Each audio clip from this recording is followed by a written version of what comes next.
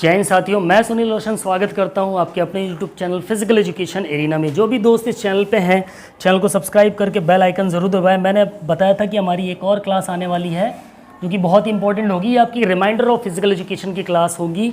कोशिश करूंगा कि ऐसी क्लास आपके पास रेगुलर आए, ठीक है, जिसमें आपके वन लाइनर कुछ इंपॉर्टेंट पॉइंट्स होंगे जिनको हम अच्छे से डिस्कस कर लिया करेंगे। ठीक है, तो देर नहीं करेंगे, ख़त्म करेंगे। पहला पॉइंट आपके सामने क्या आ रहा है? Father of physical education. चलिए बताइए फटाफट से कमेंट में, who is the father of physical education.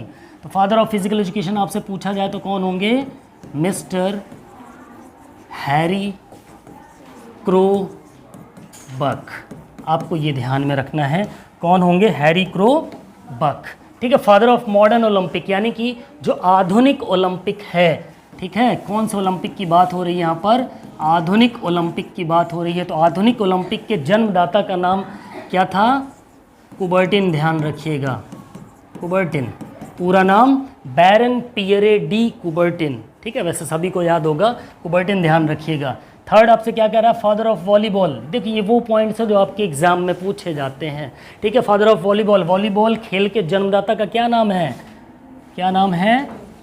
William ji Morgan. ध्यान रखिएगा, कौन है? विलियम जी मॉर्गन। ठीक है, अमेरिका भी ध्यान रखिएगा, America. William ji Morgan, America. Father of volleyball की अगर हम बात करें तो विलियम जी मॉर्गन, अमेरिका। ओके, चलिए, विलियम जी मॉर्गन, अमेरिका। ठीक है, नेक्स्ट फादर ऑफ बास्केटबॉल की बात करें, ये भी आपसे अक्सर पूछा जाता है, तो कौन थे? डॉक्टर जेम्स ने स्मिथ। ठीक है, डॉक्टर जेम्स ने स्मिथ आपको ध्यान में रखना है। फादर ऑफ सर्किट ट्रेनिंग की अगर बात करें, फटाफट से बताइए, चलिए क्या होगा इसका सही answer? Father of circuit training, father of circuit training.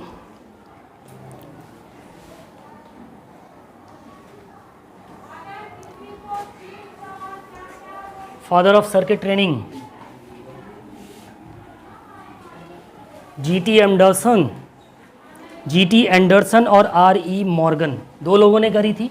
Father of circuit training की अगर बात करें, जीटी एंडरसन और आर.ई.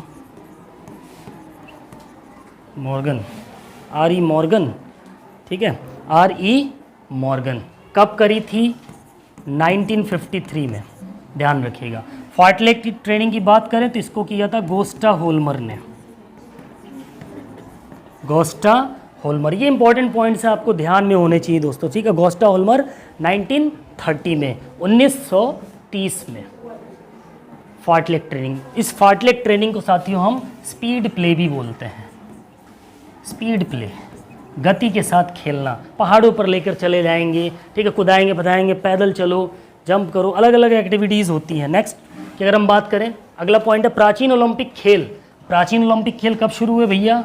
कब शुरू हुए? 776 ईसा पूर्व। पहली चीज़ किसके सम्मान में मनाए जाते थे? ज्यूस देवता के सम्मान में मनाए जाते थे। ये पॉइंट आपको ध्यान में रखना है। गॉड ऑफ सी किसको कहा जाता है? चलो बताओ कमेंट करके। God of sea, god of sea किसको कहते हैं? समुद्र के देवता पोसेडियन। किसको बोलते हैं? पोसेडियन को, पोसेडियन। ओके, इसके बाद है आपका गॉड ऑफ स्काई। आकाश के देवता किसको कहा जाता है? God of sky. तो जो ओलंपिक खेल के देवता थे उन्हीं को गॉड ऑफ स्काई कहा जाता है, ज्यूस को। ज्यूस देवता को ही गॉड ऑफ स्काई कहा जाता है। वहीं अगर हम बात करें सूर्य के देवता की, तो सूर्य का देवता किसको कहा जाता है? तो सूर्य का देवता कहा जाता है साथियों अपोलो को। किसको कहा जाता है? अपोलो को। ठीक है, Apollo. Types of pan Hellenic games. Pan Hellenic games के बारे में भी आपसे सवाल पूछे जाते हैं साथियों। ठीक है, तो पैन हेलेनिक गेम्स की बात करें तो इनके टाइप्स की बात करें तो इनके कितने टाइप्स होते हैं? इनके 4 प्रकार होते हैं। ठीक है, कितने प्रकार होते हैं?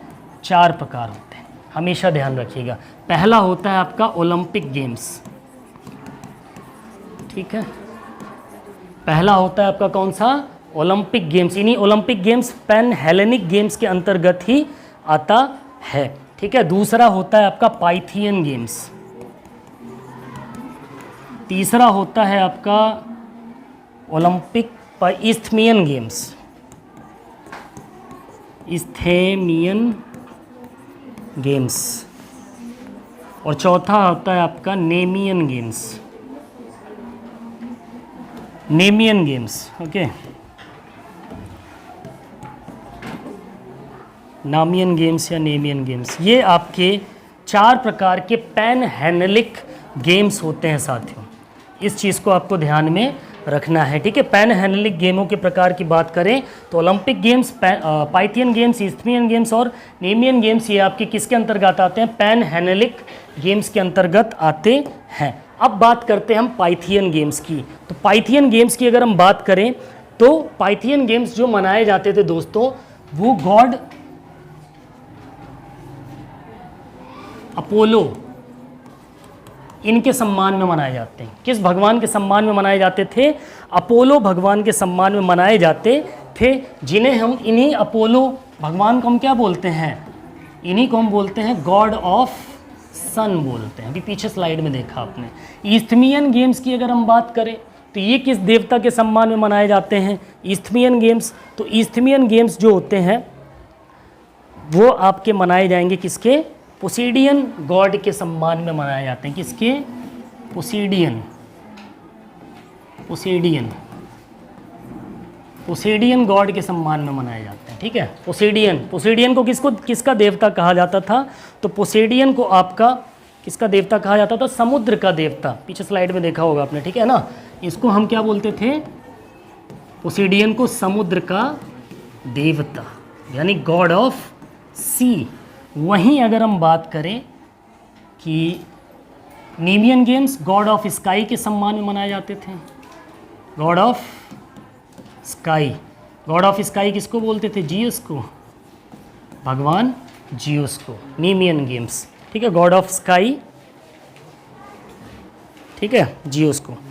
ओके, चलिए अगली बात करते हैं।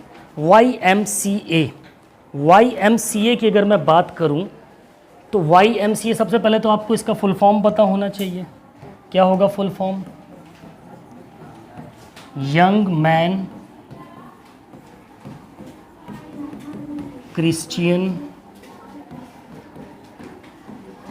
एसोसिएशन ऑफ, बस यंग मैन क्रिश्चियन एसोसिएशन, ठीक है, यंग मैन क्रिश्चियन एसोसिएशन। कब हुई इसकी स्थापना? पहले तो कहाँ पर हुई? तो कहाँ पर हुई इसकी स्थापना? मद्रास में, मद्रास चेन्नई, ठीक है, मद्रास चेन्नई में हुई। कब हुई? 1920 में। कब हुई? 1920 में। फिर आता साई, यानी कि स्पोर्ट्स अथॉरिटी ऑफ इंडिया, ठीक है, इस चीज़ को आपको ध्यान में रखना है। और इसी का नाम अब बदल करके क्या रख दिया गया? स्पोर्ट्स इंडिया रख दिया गया है। आपको ध्यान रखना है, ये लेटेस्ट है। साई का नाम बदल करके स्पोर्ट्स इंडिया हो चुका है। और इसकी साई की जो स्थापना थी साथियों, वो कब हुई थी? 25 जनवरी 1985 में। 25 जनवरी 1985 में इसकी स्थापना हुई थी साई की। वहीं IOA की बात करें तो इसका फुल फॉर्म होगा आपका Indian Olympic association. Indian Olympic association. Bharat ने ओलंपिक में कब पार्टिसिपेट किया था? पहली बार 1928 में। ठीक उससे 1 साल पहले इसका गठन हुआ। कब? 1927 में। आपको इस चीज़ का ध्यान में रखना है, 1927 में। और करंट प्रेसिडेंट कौन है इनकी? IO की जो करंट प्रेसिडेंट है बहुत ही फेमस है, PT ऊषा। अभी जो प्रेसिडेंट है IOA की वो कौन है? PT ऊषा है। और आपसे कभी कभी ये भी पूछ लेता साई का पदेन अध्यक्ष कौन होता है, अधिकारी कौन होता है? तो प्रधानमंत्री होते हैं हमारे, ठीक है। नेक्स्ट टॉपिक पे चलते हैं। तो अगला IOC। IOC की बात करें तो इसका फुल फॉर्म आपको ध्यान रखना है, इंटर नेशनल ओलंपिक कमेटी, ठीक है, इंटरनेशनल ओलंपिक कमेटी IOC, ठीक है, इंटरनेशनल ओलंपिक कमेटी। फिर NCC, इसका फुल फॉर्म भी आपको याद रखना है। इसका फुल फॉर्म होता है नेशनल कैडेट कॉर्प्स, ठीक है। SGFI का फुल फॉर्म आपको याद रखना है, school games federation of India, ठीक है। NCERT का फुल फॉर्म आपको याद रखना है। NCERT की अगर हम बात करें तो NCERT का फुल फॉर्म क्या होगा? चलिए NCERT नेशनल काउंसिल होगा, काउंसिल ऑफ रिसर्च, अच्छा हाँ, काउंसिल ऑफ एजुकेशन होगा, ठीक है। Council of education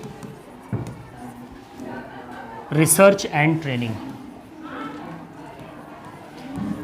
research and training, ठीक है। इनकी डेट्स आप मैंने पढ़ा रखा है अपनी पिछली क्लासेस में, थ्योरी क्लास में ही आप जाओगे तो इनकी सारी डेट्स दे रखी है, डेट्स कमेंट करके बताइएगा। NCTE का क्या होगा? National council of teachers education, teachers education, ठीक है। UGC यूनिवर्सिटी ग्रांट कमीशन, ठीक है। NAC नेशनल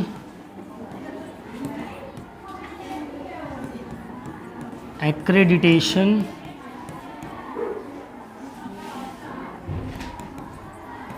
असेसमेंट, इसमें थोड़ा कंफ्यूज हूँ मैं, लेकिन आप लोग चेक करके बताइए। काउंसिल यही बोलते हैं शायद, नेशनल एक्रेडिटेशन असेसमेंट काउंसिल, ठीक है। तो इनको भी आपको ध्यान में रखने, इनके फुल फॉर्म्स। अगली बात करते हैं अर्जुन अवार्ड। आपके अवार्ड से रिलेटेड क्वेश्चन भी पूछे जाते हैं। अर्जुन अवार्ड की अगर हम बात करें, ठीक है, तो अर्जुन अवार्ड की बात करें तो इनकी शुरुआत कब हुई?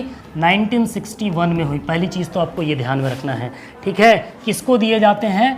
बेस्ट स्पोर्ट्स पर्सन को दिया जाता है, बेस्ट स्पोर्ट्स प्लेयर, ठीक है, सर्वोच्च खिलाड़ी को दिया जाता है। आपका कौन सा पुरस्कार? अर्जुन पुरस्कार। इसमें अगर प्राइज मनी की बात करें 15 लाख रुपए दिए जाते हैं, ध्यान रखने हैं आपको, ठीक है। द्रोणाचार्य की बात करें तो इसकी शुरुआत कब हुई थी? 1985 में हुई, 1985 में हुई, ठीक है। किसको दिया जाता है? बेस्ट कोचेस को दिया जाता है, ठीक है। इसमें जो पुरस्कार मिलता है प्राइज मनी वो भी कितनी होती है? 15 लाख रुपए होती है, ओके, ध्यान रखना है, ठीक है। इतने पॉइंट्स आपको ध्यान में रखने इसमें। नेक्स्ट की बात करें ध्यानचंद खेल रत्न पुरस्कार, ठीक। तो ध्यानचंद खेल रत्न पुरस्कार को पहले हम बोलते थे क्या?